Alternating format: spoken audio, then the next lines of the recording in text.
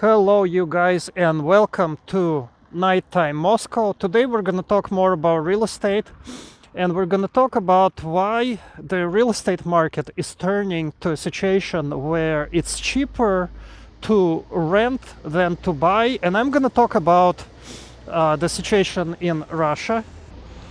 And I will tell you guys what's going on here, so you guys have a world, perspective on things, and for those guys, for those of you watching from the United States and Europe, you guys have a perspective on what's going on in the non-Western world.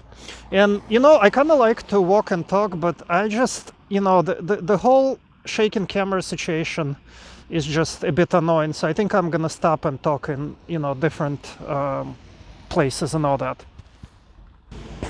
So I'm going to show you guys a bit of a perspective on, typical Russian neighborhood. I've already been filming here, but it's full of like high rises, and this is the typical situation in Russia. But what has been going on, and this is the same situation in China as well, Russia has experienced a huge real estate boom, a huge bubble, which is bursting right now at the seams. So the situation is that the prices for real estate in Russia have increased like threefold in the last like 2 or 3 years, and the bubble popped when the situation in Ukraine began in February 24, in February 22. So what kind of sucks is I get these like light bleaks, so the camera is not really good at night. But anyway, so for example, the rents in Russia are very low. Right now in Moscow you can rent an apartment for as little as $400-500 a month. For that price you will get a decent 35 meter, 35 is like 300 square feet or whatever apartment, and that's the situation across Europe right now. But if you were to rent, so the crazy thing is that they instituted a state mortgage where it's cheaper, so you get a lower mortgage rate if you buy a new construction. So, hold on, man.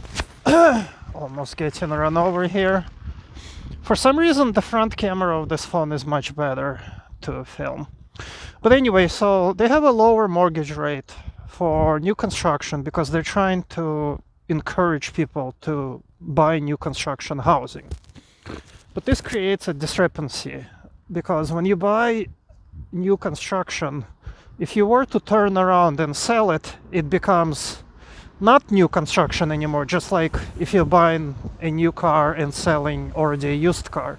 And the mortgage rates for not new construction is much higher. So meaning when you buy a new construction apartment in Russia, you're going to be overpaying by a lot. So this government sponsored mortgage rate, what it did is it increased prices for new construction to the point where people stopped buying it, and the prices went up a lot for them. And also this dragged all the rest of the prices up as well, the prices for not new construction.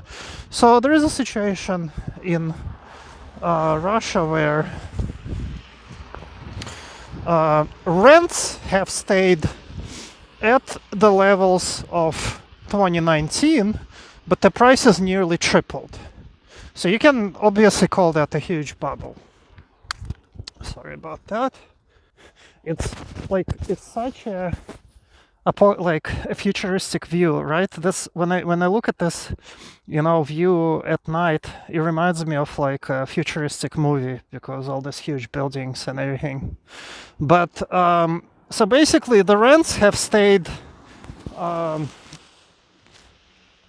The rents have stayed low, and the proportion, between rent and home price has completely gone through the roof. Meaning, to purchase. So the difference, like for example, between, for example, so let's say if you buy an apartment in Russia and you're hoping to rent it out, right? Like most people do, most investors, the amount of rent you're gonna get comparable to the price you paid is gonna be crap. I'll give you an example.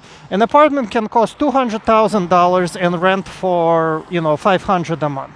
Obviously it's not a good investment, because when you work it out, it only comes out to like 3 or 4% a year, when we need at least 10. This coupled with the fact that appreciation for that property is complete crap, because real estate in Russia doesn't really grow in value because they build so much of it. So all of this you see around me, this was built in the last 10 to 15 years, and this used to be empty space. This used to be just outskirts of Moscow, pretty much forest. Look at all of this stuff. And also you have to keep in mind that the population of Russia has been dropping.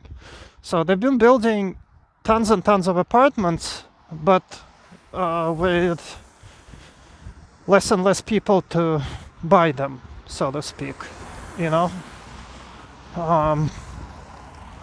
So that's the situation right now. There's a huge bubble. It's deflating. Prices are dropping, although they don't want to admit it. So the builders still keep, the prices up. Like the prices for non-new construction has gone down, and that is a huge difference.